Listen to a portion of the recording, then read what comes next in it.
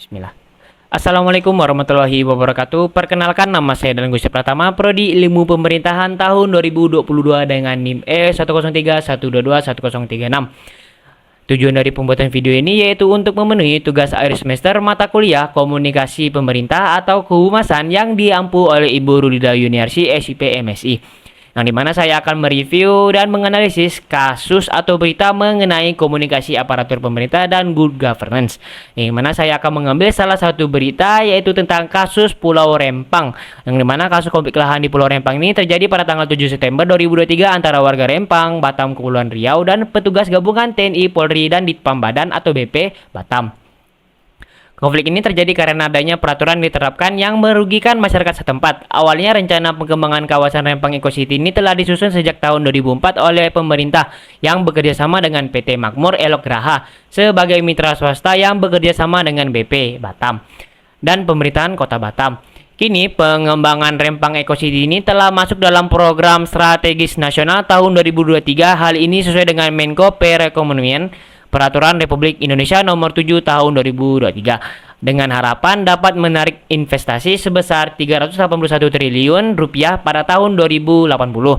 Gimana kawasan Rempang ini juga dijadikan sebagai tempat berdirinya pabrik kaca terbesar kedua di dunia milik Xinyi Group, yang dimana perkiraan investasinya itu mencapai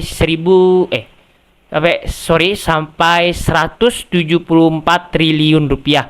Yang dimana proyek ini akan menggunakan lahan seluas 7.572 hektar di Pulau Rempang yang mencakup 45% dari total luas Pulau Rempang yang mencapai 16.500 hektar. Beberapa warga terdampak harus dievakuasi yang dimana dipindahkan karena proyek ini. Sebagai bentuk kompensasinya, Kepala BP Batam Muhammad Rudi mengatakan pemerintah akan menyediakan rumah tipe 45 dengan harga 120 juta dan tanah seluas 500 meter persegi. Yang dimana kasus Pulau Rempang ini dalam konteks komunikasi aparatur pemerintah dan good governance, yang dimana kasus konflik lahan ini dapat saya analisis sebagai berikut. Yang pertama, pada komunikasi aparatur pemerintah. Nah, komunikasi aparatur pemerintah ini adalah proses penyampaian informasi, pesan, atau kebijakan dari pemerintah kepada masyarakat. Komunikasi aparatur pemerintah yang efektif dapat membantu membangun kepercayaan dan memperkuat hubungan antara pemerintah dan masyarakat. Dalam konteks kasus Pulau Rempang ini, komunikasi aparatur pemerintah dapat diartikan sebagai upaya pemerintah untuk menjelaskan kebijakan pembangunan kawasan Rempang Eco City kepada masyarakat setempat. Akan tetapi, dalam kasus konflik lahan di Pulau Rempang terdapat beberapa masalah yang berkaitan dengan komunikasi aparatur pemerintah. Beberapa masalah tersebut yaitu ketidakefektifan komunikasi, yang dimana masyarakat setempat merasa bahwa komunikasi aparatur pemerintah tidak efektif dalam menjelaskan kebijakan pembangunan kawasan Rempang Eco City. Hal ini dapat memperburuk situasi dan meningkatkan ketegangan antara pemerintah dan masyarakat, yang dimana masyarakat ini miskomunikasi ya dengan pemerintah. Nah, untuk yang kedua yaitu good governance. Nah, good governance ini adalah suatu konsep yang mengacu pada cara pemerintah yang baik dan benar. Good governance melibatkan partisipasi masyarakat, transparansi, akuntabilitas, dan responsivitas. Dalam konteks kasus Pulau Rempang, good governance ini dapat diartikan sebagai upaya pemerintah untuk memastikan bahwa kebijakan pembangunan kawasan Rempang Eco City dilakukan dengan memperhatikan kepentingan semua pihak termasuk masyarakat setempat.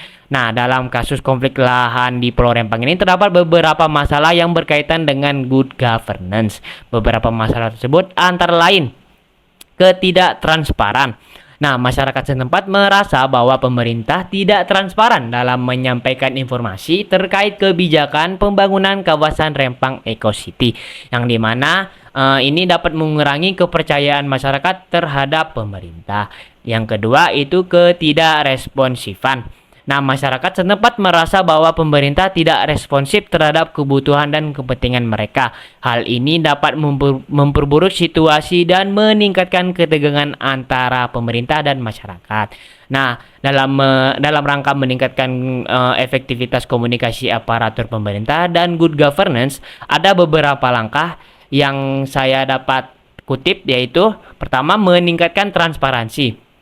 Nah, yang dimana pemerintah dapat meningkatkan transparansi dengan menyediakan informasi yang jelas dan mudah dipahami terkait kebijakan pembangunan kawasan Rempang Eco City.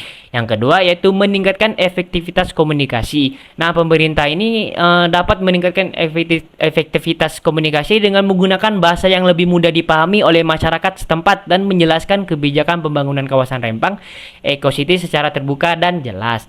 Yang terakhir yaitu menjadi lebih responsif, yang dimana pemerintah dapat menjadi lebih responsif dengan mendengarkan kebutuhan dan kepentingan masyarakat setempat dan mempertimbangkan masukan mereka dalam kebijakan pembangunan kawasan Rempang Eco City. Nah, itu saja yang dapat saya analisis tentang berita kasus Pulau Rempang ya. Sekian dari saya. Wassalamualaikum warahmatullahi wabarakatuh.